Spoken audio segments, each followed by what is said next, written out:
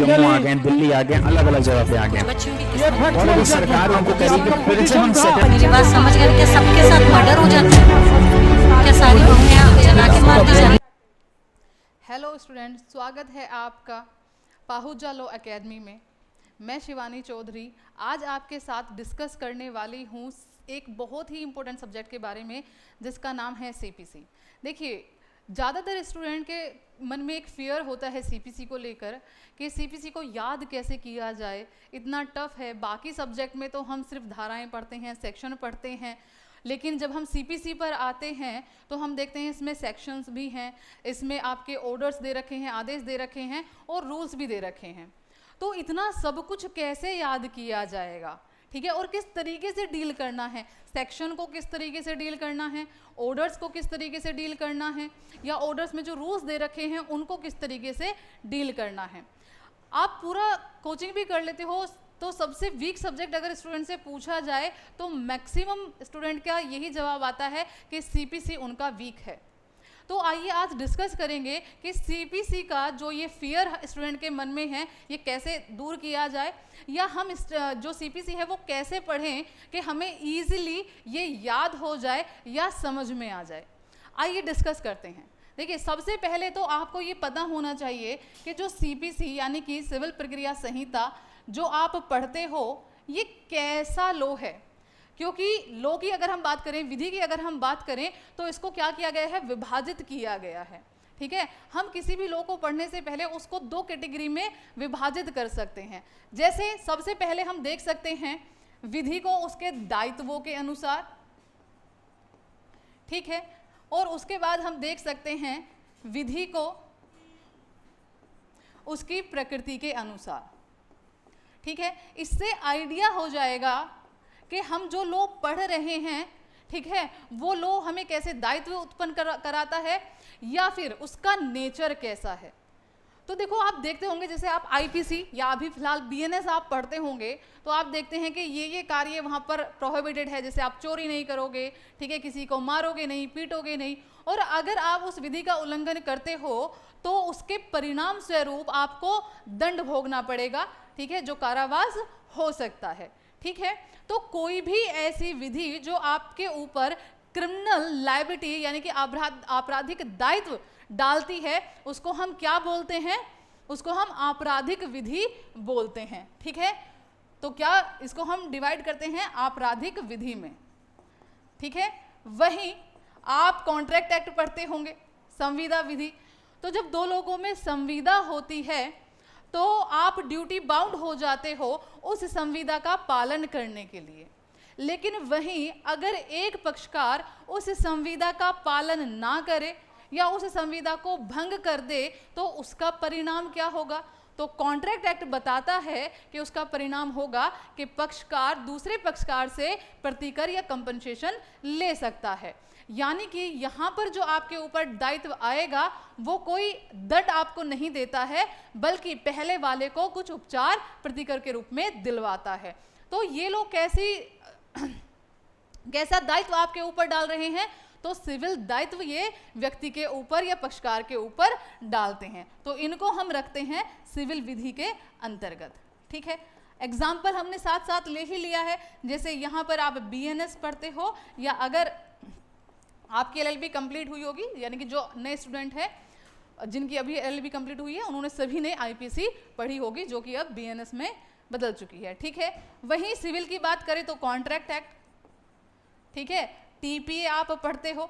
तो ये सब क्या है, अगर इसमें दिए हुए ड्यूटी या जो प्रोविजन है उनका आप उल्लंघन करते हो तो वहां आपके ऊपर प्रतिकर लगाया जाएगा, किसी भी प्रकार का दंड का प्रावधान यहाँ नहीं है।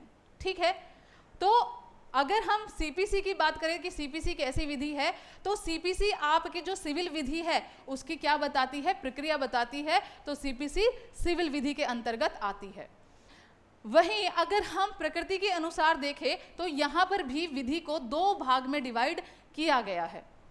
एक विधि होती है जिसको हम सारवान विधि या सब्सटेंटिव लॉ कहते हैं, और एक विधि जिसको हम प्रोसीजरल लॉ कहते हैं या प्रक्रियात्मक विधि कहते हैं। लेकिन इनका पता कैसे लगाया जाए, ठीक है, तो सारवान विधि होती है जो आपको आपके अधिकारों के बारे में बताए, आपको आपके कर्तव्यों के बारे में बताए, या फिर आपको आपके दायित्वों के बारे में बताए, तो ऐसी विधि को हम क्या कहेंगे? सारवान विधि कहेंगे। चाहे वो आपके क्रिमिनल राइट्स, ठीक है, या आपके सिविल राइट्स के बारे में बता रही हो, ठीक है। तो अभी हाँ, जैसे आप सिविल में पढ़ते हो तो क्या है, आपका अधिकार है कि आप कॉन्ट्रैक्ट कर सकते हो, वहीं आपकी ड्यूटी भी है कि आप उस कॉन्ट्रैक्ट को ब्रीच नहीं करोगे। अच्छा, अगर ब्रीच कर दिया तो फिर आपके ऊपर दायित्व आएगा कि सामने वाले को आप क्या करें? कंपनसेट करें या उसको प्रतिकर दें, ठीक है। तो कोई भी लो जब आप पढ़ते हो और आपको उसके अधिकार, आपके अधिकार, कर्तव्य और दायित्वों के बारे में पता चलता है, तो वो विधि कैसी है?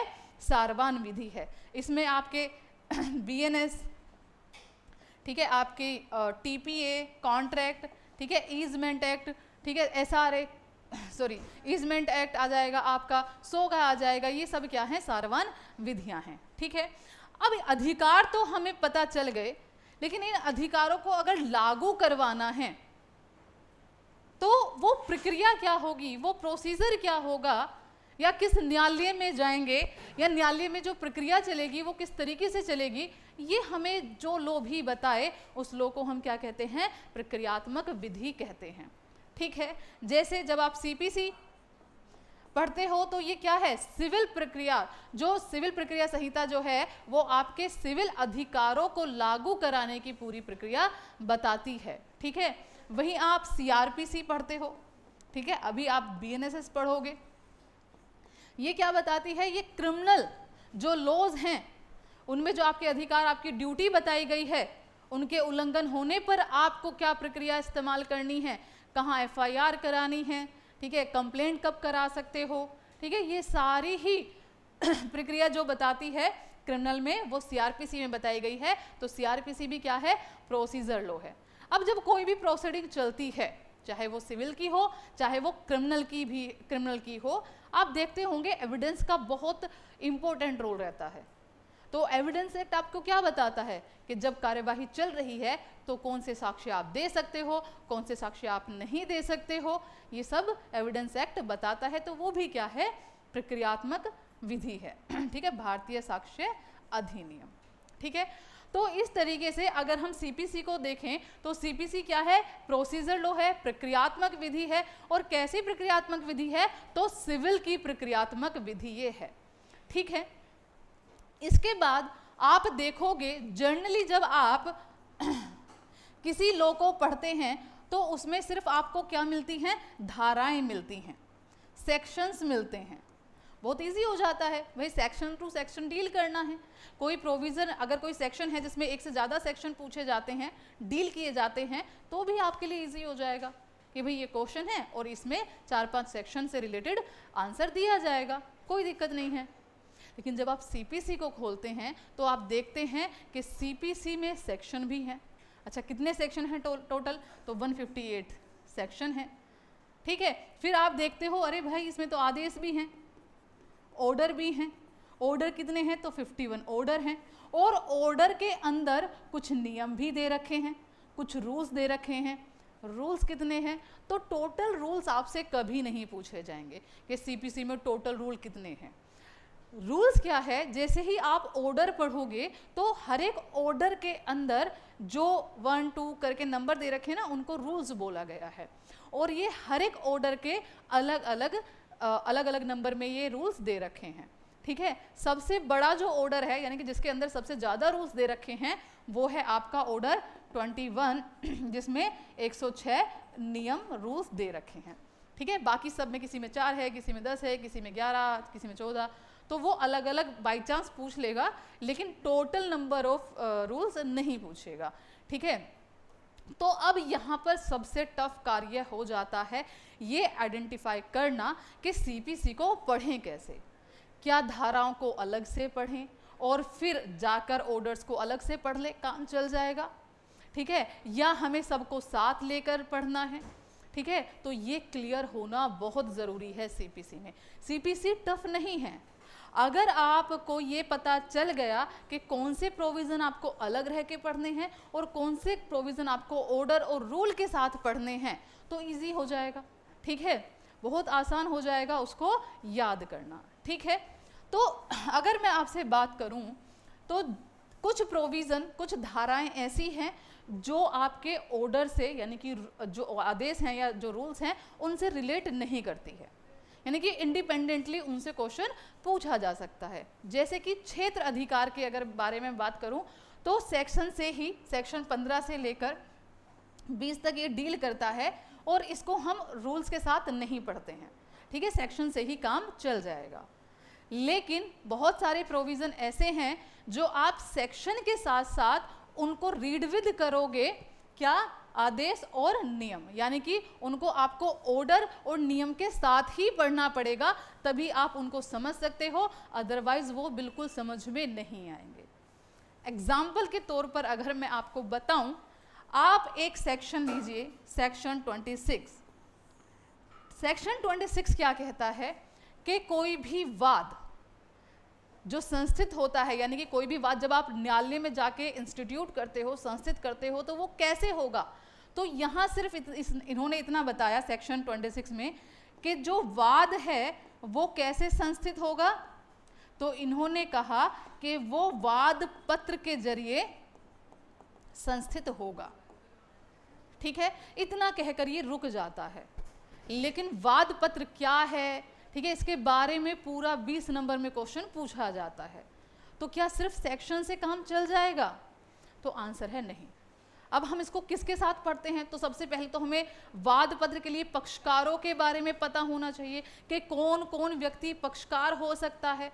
तो हम इसमें ऑर्डर 1 को भी डील करते हैं और मेनली इसमें आप ऑर्डर 4 को डील करोगे, ठीक है। बाकी पक्षकार कौन होंगे वादी के, तो ये ऑर्डर 1 बताता है, ठीक है। वाद पत्र क्या होता है, किस तरीके से लिखा जाएगा, ये आपको ऑर्डर 6 और 7 बताएगा। अच्छा, वाद पत्र हो गया है, उसके बाद समन जाएगा, तो समन क्या है, तो ये सेक्शन 27 से 32 में भी बताया गया है, लेकिन वो किस तरीके से जाएगा, उसके भेजने का प्रोसीजर क्या होगा, ये आपका ऑर्डर 5 बताता है, तो उसको ऑर्डर 5 के साथ पढ़ना है, ठीक है। समन के बाद सामने से जो दूसरा पक्षकार है प्रतिवादी, वो अपना जवाब देगा, ठीक है। जवाब कितने दिन के अंदर देगा, ठीक है, किस तरीके से देगा, तो इसके लिए आपको पढ़ना पड़ेगा ऑर्डर 8। तो आप देख पा रहे हो कि कोई भी सेक्शन अगर आप पढ़ रहे हैं तो उसको आपको क्या करना पड़ेगा, ऑर्डर के या रूल्स के साथ ही समझना पड़ेगा, अदरवाइज आप उसको क्लियर नहीं कर पाएंगे। इस चीज़ को और समझने के लिए एक टॉपिक को हम आज डिस्कस करेंगे, ठीक है, मोटा मोटी तौर पर देखेंगे। सीपीसी टफ हो जाती है क्योंकि सीपीसी से हम हैबिचुअल नहीं होते हैं, ठीक है। आप मर्डर देखते हो, बीएनएस में मर्डर पढ़ा, चोरी पढ़ा, बचपन से हम मूवीज़ वगैरह देखते आते हैं, तो इन सब टर्म से हम क्या होते हैं, जान पहचान के ही ये शब्द हमारे होते हैं। हमें पता है चोरी क्या है, ठीक है, हमें पता है डकैती क्या है, हमें पता है मर्डर क्या होता है, ठीक, आए दिन ये खबरें हम न्यूज़पेपर में भी पढ़ते हैं। लेकिन जब बात आती है सिविल मैटर की, ठीक है, तो जब हम सिविल लॉ में सिविल लॉ आके पढ़ते हैं तो कुछ शब्द ऐसे हैं जो हमने पहले सुन ही नहीं रखे होते हैं, जैसे वादी, प्रतिवादी, वाद, वादपत्र, लिखित कथन, हमें पता ही नहीं होता है कि ये हैं क्या। वहीं में हम कहें एफआईआर, तो सबको पता है पुलिस के पास जाना है एफआईआर के लिए, तो हमें वहाँ पर बेसिक नॉलेज होती है, सिविल में हमें वो भी नहीं होती, इसलिए भी ये थोड़ा सा टफ हो जाता है। लेकिन सीपीसी को अगर हम अपनी लाइफ से कनेक्ट करके पढ़ें, थोड़ा इजी बना के पढ़ें और फिर उसके बाद कॉन्सेप्ट पर जाएं, तो सीपीसी भी हमारे लिए इजी हो जाएगा। तो देखिए, सबसे पहले आपको ये देखना है कि सीपीसी में जो पक्षकार हैं, ठीक है, उनको क्या बुलाया जाता है, ठीक है। सपोज करो मैं अगर कोई वाद लेकर जाऊं, ठीक है, तो मुझे क्या बुलाया जाएगा, आप एलएलबी कर लेते हो तो आपको एडवोकेट बुलाया जाता है, जितने भी लोग रजिस्टर्ड हो जाते हैं उनको क्या बुलाया जाता है, एडवोकेट बुलाया जाता है। इस तरीके से जो भी व्यक्ति सिविल में वाद लेकर जाते हैं या उसका आंसर करते हैं तो उनके लिए भी पक्षकारों के नाम दिए गए हैं। ठीक है, तो जो व्यक्ति वाद लेकर जाता है उसको क्या बोलते हैं? वादी बोलते हैं। ठीक है, अब वादी यानी कि जिसको भी पीड़ा है, जिसको भी कोई परेशानी है, वो जाकर कोर्ट में अपनी बात कहेगा। ठीक, अब सीधी सी बात है, अब ये अपनी बात कहेगा तो किसी ना किसी व्यक्ति से तो शिकायत इसको होगी। ठीक है, तो दूसरा पक्षकार यानी कि होगा, तो दूसरे पक्षकार को क्या बोला जाएगा? यानी कि जिसके विरुद्ध वाद लाया गया है उसको क्या बोला जाएगा? तो उसको बोला जाएगा प्रतिवादी। क्लियर है?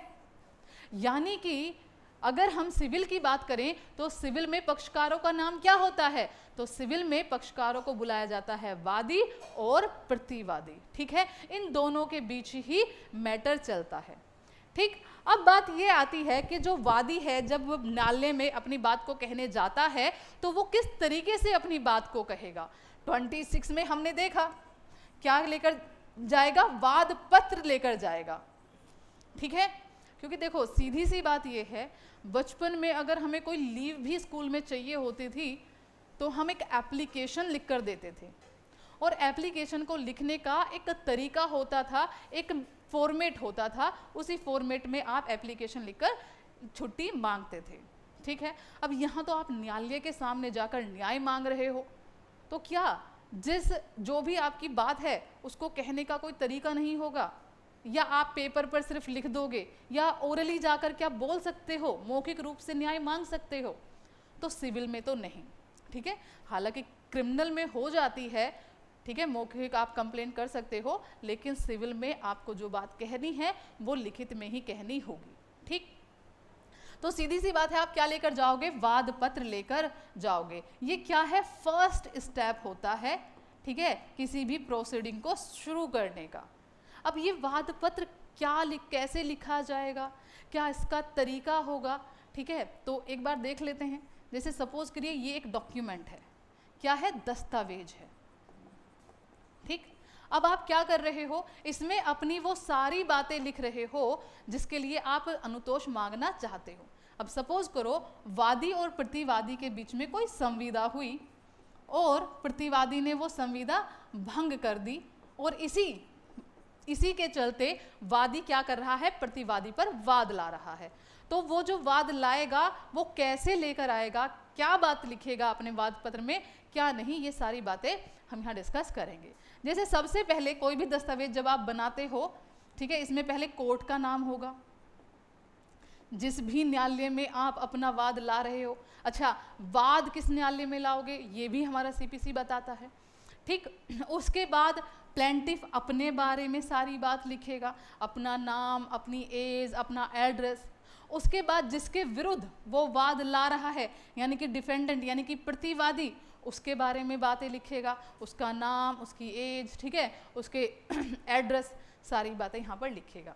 ठीक, उसके बाद ये क्या करेगा? विषय लिखेगा कि किस विषय के बारे में ये सूट फाइल कर रहा है। तो संविदा भंग में क्या चाह रहा है? प्रतिकर चाह रहा है। उसके बाद ये अपने सारे तथ्यों को यहाँ पर बताएगा कि क्या क्या फैक्ट, क्या क्या हुआ है। ठीक है, अब जो ये बताएगा ये कैसे करेगा? सारी बातें पैरा में बताएगा, 1 2 3 4। ऐसा नहीं है कि एक से लेके लिखना स्टार्ट किया और लास्ट पेज तक लिख दिया, नहीं, एक एक बात एक एक पैरा में वो बताता चलेगा। जैसे वादी और प्रतिवादी के बीच में कॉन्ट्रैक्ट हुआ था, ठीक है, वादी ने कॉन्ट्रैक्ट भंग कर दिया, मैंने ऑलरेडी एडवांस में मनी दे दी थी, ठीक है, जो सामान यहाँ से आना था इन्होंने नहीं दिया, मुझे एडवांस दे मतलब कहीं और से महंगे रेट में खरीदना पड़ा, यानी कि जो भी बातें हैं, ठीक है, पैरा में आप 1 2 करके लिख सकते हो। उसके बाद अब ये तो बात हो गई जो घटना घटी, जो फैक्ट हुए। न्यायालय से क्या चाहते हो? न्यायालय को ये भी तो जानना है ना कि भाई ठीक है जो हुआ हुआ, अब ये बताओ हम क्या करें। तो ठीक है, फिर आप क्या करोगे? प्रार्थना करोगे न्यायालय से। ठीक है, प्रार्थना में क्या कहोगे? जो भी रिलीफ आपको कोर्ट से चाहिए, ठीक है, वो सारी बातें आप यहाँ पर लिख दोगे कि भाई इन्होंने एडवांस दिया था तो वो एडवांस वापस दिलवाया जाए, ठीक है, मुझे नुकसान हुआ है क्योंकि वही चीज़ मुझे महंगे रेट पर खरीदनी पड़ी, तो वो सारा कंपनसेशन मुझे दिलवाया जाए। तो जो भी रिलीफ आपको चाहिए वो सारी बातें आप यहाँ पर लिखोगे, फिर उसको वेरीफाई कर दोगे और साइन कर दोगे, ये प्लेंट आपकी कंप्लीट हो जाती है। क्या ये मैं अपनी तरफ से बता रही हूँ? क्या ये कहीं लिखा हुआ है? तो बिल्कुल, ये सीपीसी में ही लिखा हुआ है। अब होता क्या है, स्टूडेंट क्या करते हैं, सीधा जाकर ऑर्डर 6 को रटना शुरू कर देते हैं। ठीक है, ऑर्डर 7 को रटना शुरू कर देते हैं कि ऑर्डर 6 ये, ऑर्डर 7 ये, इसके रूल में ये, इसके रूल में ये। ठीक है, अगर आपने ये समझ लिया कि एक प्लेंट इस तरीके से, मैंने इसको दस्तावेज का नाम दिया गया था ना, अब विधिक भाषा में इसी को क्या बोला जाता है, वाद पत्र बोला जाता है। ठीक है, और वाद पत्र कैसे लिखा जाएगा, इसको लिखने के क्या नियम हैं, क्या पैरा में ही लिखना जरूरी है, ये बात सीपीसी में लिखी हुई है? तो बिल्कुल। क्या वेरीफाई करना और सिग्नेचर करना जरूरी है, क्या ये भी बात सीपीसी में लिखी हुई है? तो बिल्कुल लिखी हुई है। क्या रिलीफ मांगना जरूरी है, क्या ये भी बात सीपीसी में लिखी हुई है? तो बिल्कुल लिखी हुई है। ये जो ऑर्डर 6 और ऑर्डर 7 हम पढ़ते हैं, इसमें सारे रूल्स बताए गए हैं कि प्लेंट को आपको किस तरीके से लिखना है। ठीक है, क्या क्या नियम हैं एक प्लेंट को लिखने के। फिर वहां पर हम ऑर्डर 2 में एक रूल 2 है, और वो ये कहता है जब रिलीफ मांग रहे हो तो सारी मांगो जो भी परेशानी है। ऐसा नहीं है 2 रिलीफ मांग ली, 1 छोड़ दी और फिर दोबारा से वाद ला रहे हो। तो ऑर्डर 2 रूल 2 ये कह रहा है कि जो भी मांगना है एक ही वाद में मांगो, वापस हम आपको वाद नहीं लाने देंगे क्योंकि वादों की संख्या बढ़ेगी। तो ये सारे ही रूल्स मेंशन करे हुए हैं। अब जब आपने इतना पढ़ लिया तो बस आपको क्या करना है, इनको ले जाकर ऑर्डर और रूल्स में मेंशन कर देना है, जिससे आपको वो याद करना ईजी हो जाएगा। ठीक है, बहुत टफ नहीं है सीपीसी, बस क्योंकि पढ़ने का तरीका हमें नहीं आता है इसलिए हमारे लिए वो टफ हो जाती है। देखिए, इसके बाद जब हम क्लास में डिस्कस करते हैं तो प्लेंट के बाद तुरंत हम ऑर्डर 6 पढ़ेंगे और ऑर्डर 7 के रूल्स डिस्कस करेंगे, तो वहीं के वहीं बच्चों को ये क्लियर हो जाता है। ठीक, अच्छा, उसके बाद क्या होता है, प्लेंट तो चली गई। प्लेंट हमेशा जब आप दोगे तो ये डुप्लीकेट फॉर्म में जाएगी। डुप्लीकेट फॉर्म का मतलब 2 प्लेंट आपकी जाएगी। ठीक है, अच्छा, 2 प्लेंट आपने नहीं दी तो ऑर्डर 7 रूल 11 ये कहता है कि आपकी प्लेंट रिजेक्ट कर दी जाएगी।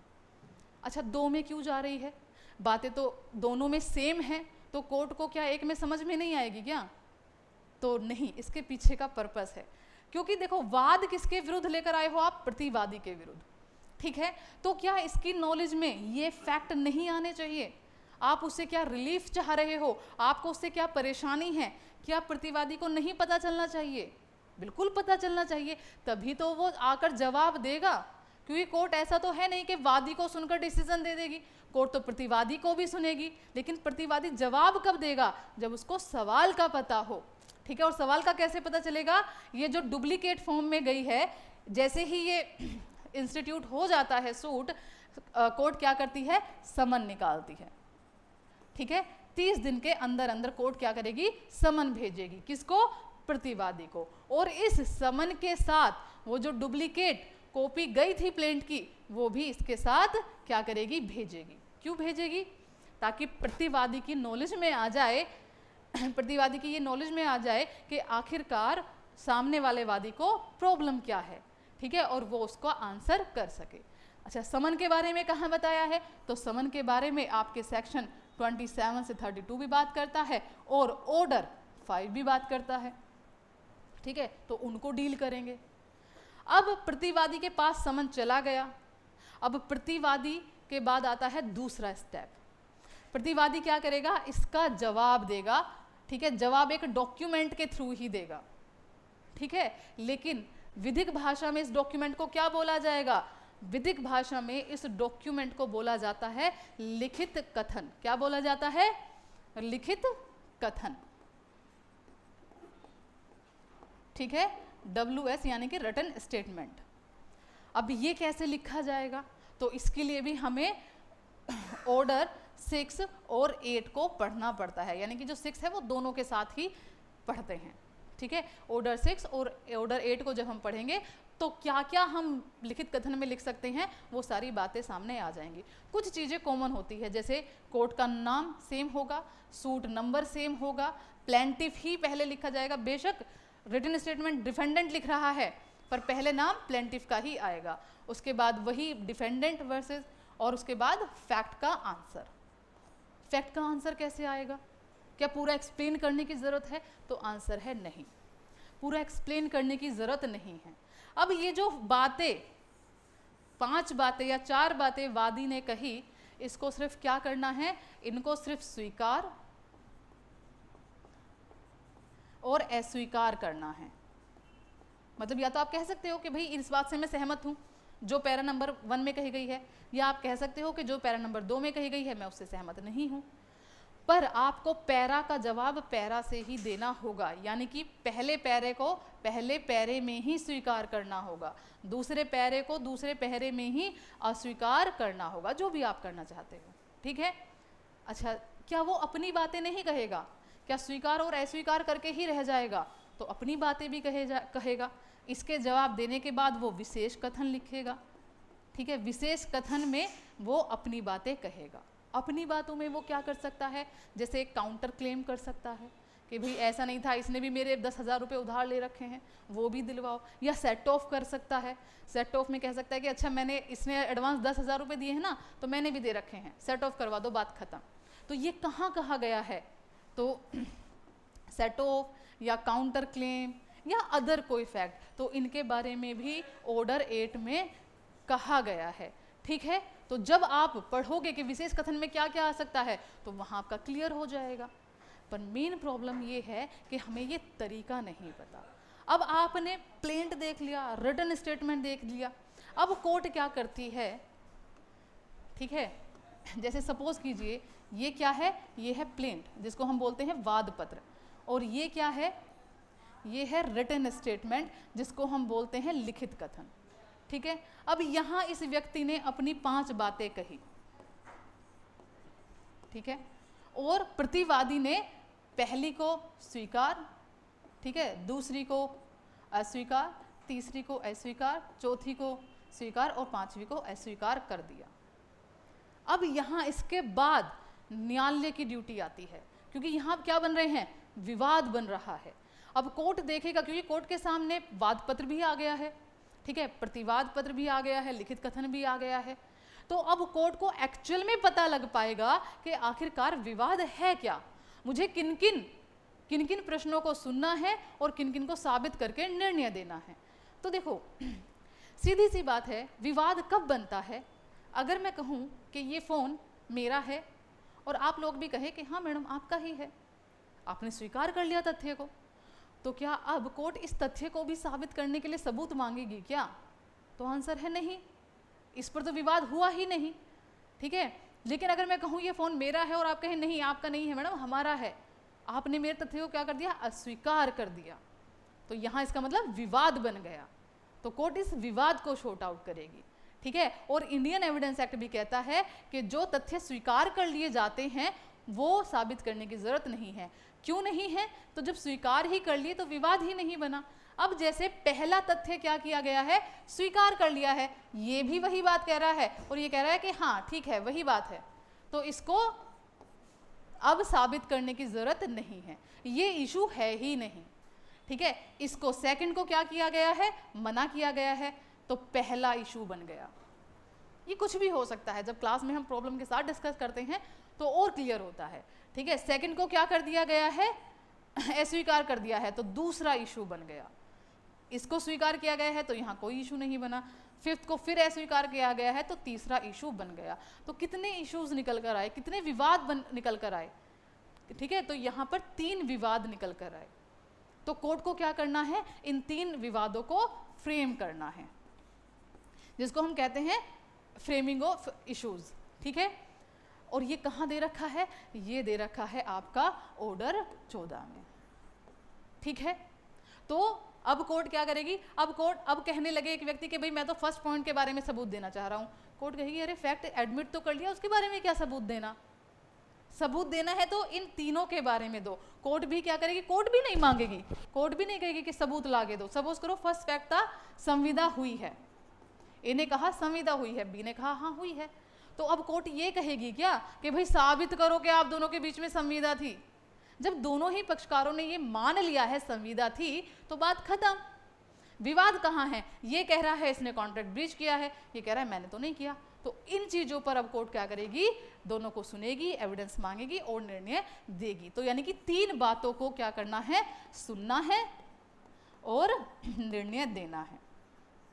ठीक है, तो जब आप इन चीजों को डिस्कस करते हैं और इनको साथ के साथ आप क्या करते हो, सीपीसी में ऑर्डर और रूल्स के साथ डिस्कस कर लेते हो, तो ये सारी चीजें वहीं के वहीं क्लियर भी हो जाती हैं और याद भी हो जाती है।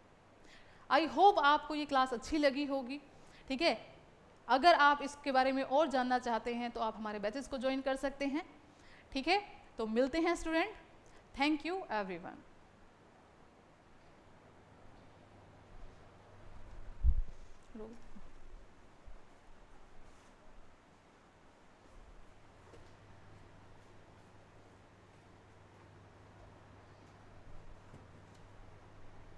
Subscribe for more content.